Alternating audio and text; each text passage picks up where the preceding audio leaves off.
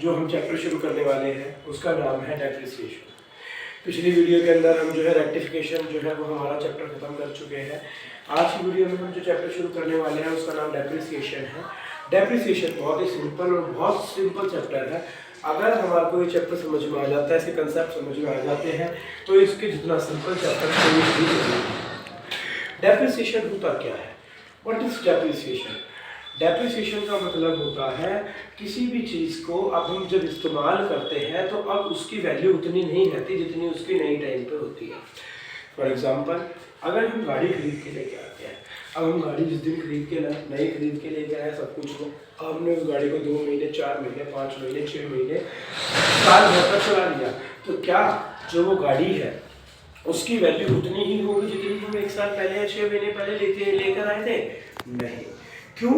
क्योंकि जब गाड़ी चलती है, दौड़ती है, रुकती है, या मान लो नहीं भी चलती है, वो खड़ी रहती है, तो उसकी वैल्यू कम होने लगती है।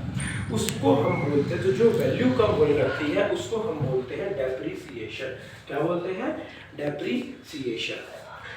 डेप्रिसिएशन बहुत ही अकाउंटिंग का सबसे इम्पोर्टेंट और बहुत ही ज़रूरी कंसेप्ट है।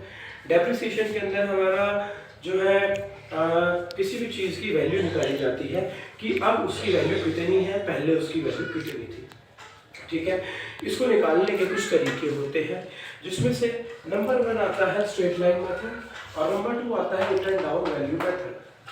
ठीक है, स्ट्रेट लाइन मेथड, इसको हम शॉर्ट फॉर्म के अंदर SLM भी बोल देते हैं स्ट्रेट लाइन मेथड को, और रिटर्न डाउन वैल्यू को मेथड को हम WDV बोल देते हैं।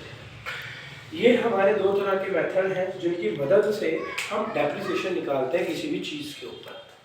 जो हमारा स्ट्रेट लाइन मेथड है इसको हम फिक्स्ड इंस्टॉलमेंट मेथड भी बोलते हैं और ओरिजिनल कॉस्ट मेथड भी बोलते हैं। तीनों के एक ही नाम है, अलग अलग नाम है, लेकिन काम तीनों का एक ही है।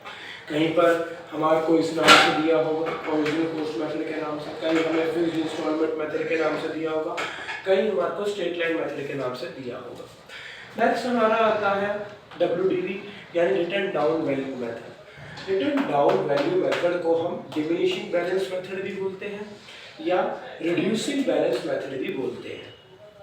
तीनों के नाम अलग अलग है लेकिन तीनों के काम अलग अलग एक ही है। जैसे फॉर एग्जांपल, मैं हूँ, तुम हो, तुम्हारे भी या मेरे भी घर में अलग नाम होते हैं, नया मेन नाम कुछ और होता है। ठीक उसी तरीके से, लेकिन हम इंसान तो एक ही हैं, ठीक उसी तरीके से इनके नाम अलग अलग है लेकिन सबके काम एक ही है। ठीक है, तो अब हम बात करते हैं आगे की। डेप्रिसिएशन हमारा कैसे निकलता है? डेप्रिसिएशन हमारा निकलता है cost minus scrap value upon में वर्किंग लाइफ। कॉस्ट का मतलब क्या होता है? कॉस्ट का मतलब होता है जितने रुपए में हम कोई भी सामान खरीद के लाए, कोई भी मशीन खरीद के लाए, कोई भी असेट खरीद के लाए। बेसिकली इसके अंदर जो आते हैं वो असेट्स आते हैं। ठीक है, तो जो भी हम असेट खरीद के लाए हैं, जितने रुपए का खरीद के लाए हैं, वो हमारी आती है कॉस्ट माइनस स्क्रैप वैल्यू, जितना उसको अब वैल्यू उसकी रह गई, जितनी पहले थी वो नहीं है, अब जितनी रहेगी वो, और अपॉन में वर्किंग लाइफ, जितनी उसको टाइम हमने इस्तेमाल किया।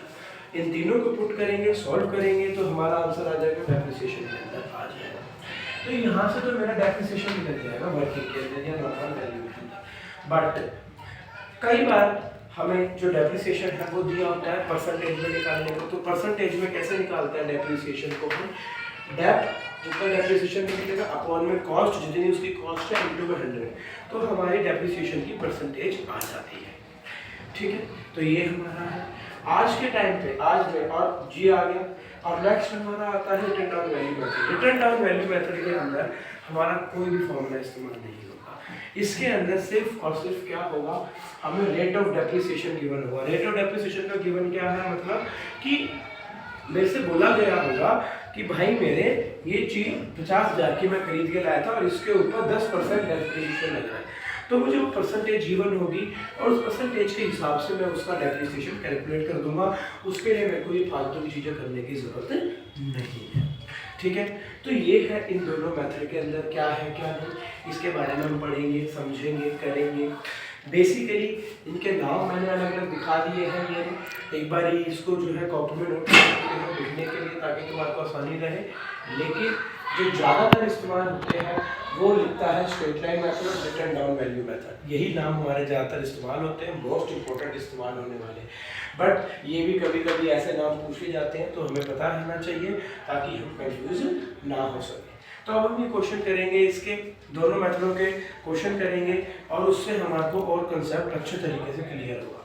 क्वेश्चन करने से पहले सबसे पहले मैं ये बता दूं एसएलएम में और डब्ल्यूडी में फ़र्क क्या है। एसएलएम और डब्ल्यूडी में फ़र्क क्या है? एसएलएम का मतलब क्या होता है? Straight line method. भैया है तो दोनों डेप्रिसिएशन, अगर दोनों ही डेप्रिसिएशन है दोनों में फ़र्क क्या है? बहुत फ़र्क है। स्ट्रेट लाइन मेथड में हमारा क्या होता है, इसके अंदर जो डेप्रिसिएशन है वो फिक्स होता है।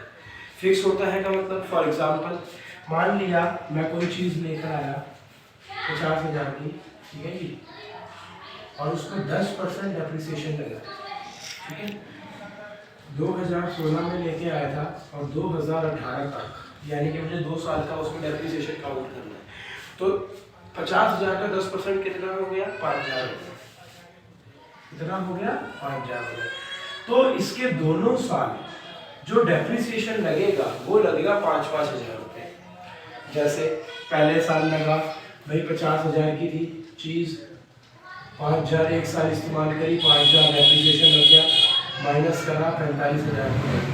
फिर अगले साल इस्तेमाल करा, फिर उसमें 5,000 डेप्रिसिएशन लग गया, माइनस किया 40,000 की लगी। ये हमारा एसएलएम है।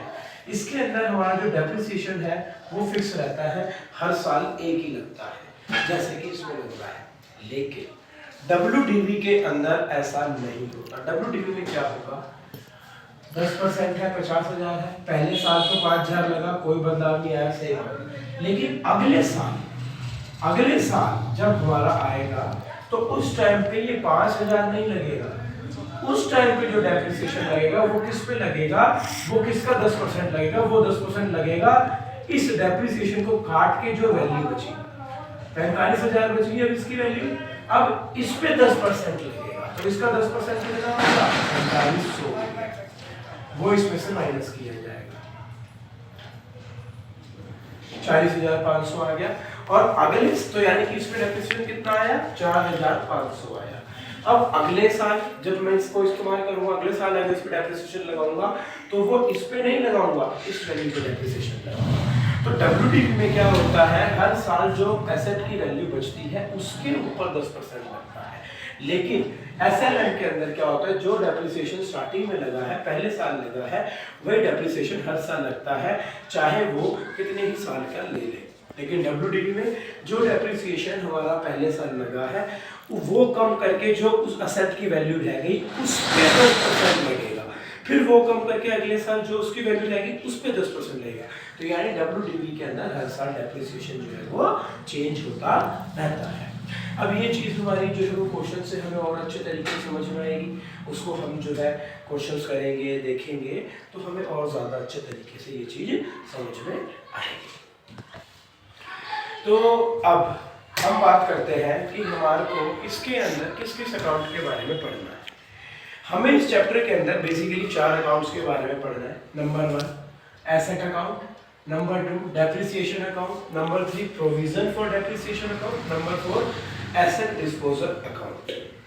इन 4 अकाउंट के बारे में बेसिकली हमने इस चैप्टर के अंदर पढ़ना है। लेकिन अभी हम सिर्फ और सिर्फ पढ़ेंगे किसके बारे में?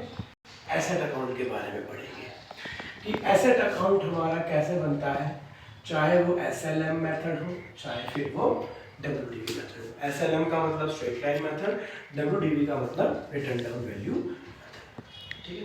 अब क्वेश्चन करने से पहले या किसी भी क्वेश्चन की शुरुआत करने से पहले कुछ बेसिक चीज़ों के बारे में मैं इसमें बताना चाहता हूँ। जैसे मशीनरी अकाउंट मेरा बन रहा है, मशीनरी अकाउंट तो यहाँ पे हो गया, ये मेरा अमाउंट का आ गया इधर, फिर यहाँ पे और ये मेरा अमाउंट आ गया। ठीक है। अब जो मशीनरी अकाउंट है उसका नेचर कैसा होता है? मशीनरी अकाउंट का नेचर कैसा होगा भैया जी?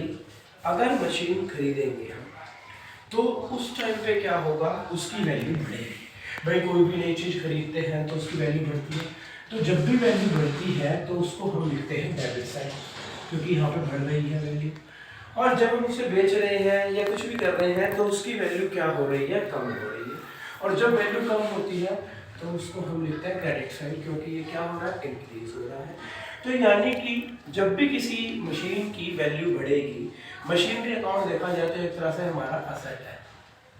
असेट कैसे है, असेट किसको बोलता है, हमारा जो हमारे लंबे टाइम के लिए हमें फायदा देते हैं। तो मशीनरी भी हमारी ऐसी ही है, एक बार लाते हैं उसके बाद लंबे लंबे तक वो चलती रहती है। तो इसीलिए तो यानी कि मशीन अकाउंट जब भी नहीं आएगी या जब भी उसके अंदर कुछ नहीं है तो वो सारा का सारा हमारा डेबिट होगा। उस पर डेप्रिसिएशन लग रहा है या वो बिक रही है या कुछ भी हो रहा है, उसकी वैल्यू कम हो रही है तो उसके ऊपर वो जो है सारा हमारा क्रेडिट होगा। ठीक है, ये बात समझ में आ गई। क्योंकि इसका नेचर क्या होता है कि अगर कोई भी चीज़ बढ़ेगी मशीनरी अकाउंट में, उसकी वैल्यू बढ़ेगी तो वो डेबिट साइड आएगी, और अगर उसकी वैल्यू कम हो रही है या उसकी सेल हो रही है, कुछ भी हो रहा है, तो वो हमारी क्रेडिट साइड आएगी। ठीक है, अब सबसे पहले इसकी एंट्री के अंदर जाते हैं। एंट्री के अंदर हम क्या करेंगे, मान लो अगर हम मशीन खरीदते हैं तो हम क्या एंट्री देंगे, मशीनरी अकाउंट डेबिट। अगर मान लो मैंने मशीनरी खरीदी टू या तो कैश अकाउंट या बैंक अकाउंट, दोनों में से एक होगा।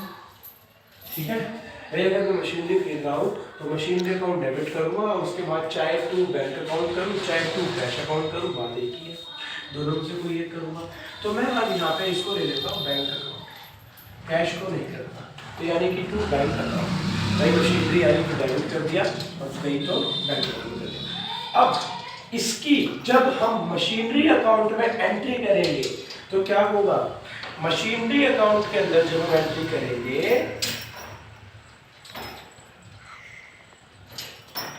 तो उस टाइम पे क्या होगा, जो चीज हमारी यहाँ पे क्रेडिट हो रही है वो चीज यहाँ पे आके क्या हो जाएगी, डेबिट हो जाएगी। ये हमने लेजर पोस्टिंग के अंदर किया था, जो हमने लेजर्स बनाए थे हर एक के अलग अलग, तो उसकी जो जनरल एंट्रीज थी उसमें जो क्रेडिट हो रहा था उसको हमने क्या कर दिया था, डेबिट कर दिया था, और जो डेबिट हो रहा था उसको हमने क्रेडिट कर दिया था। ठीक है, और अगर मान लो मशीन पे डेप्रिसिएशन लग रहा है तो क्या होगा, डेप्रिसिएशन लगा, depreciation account to machinery account. भैया की depreciation account to machinery account हो गया।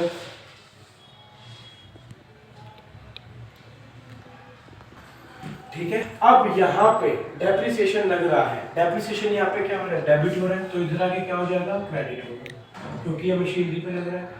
तो इसकी एंट्री क्या होगी, बाय डेप्रिसिएशन अकाउंट। अगर मान लो मैं मशीन बेच रहा हूँ तो क्या आएगा, sales account to sales to ID, sales की आएगी, bank account debit to sales account.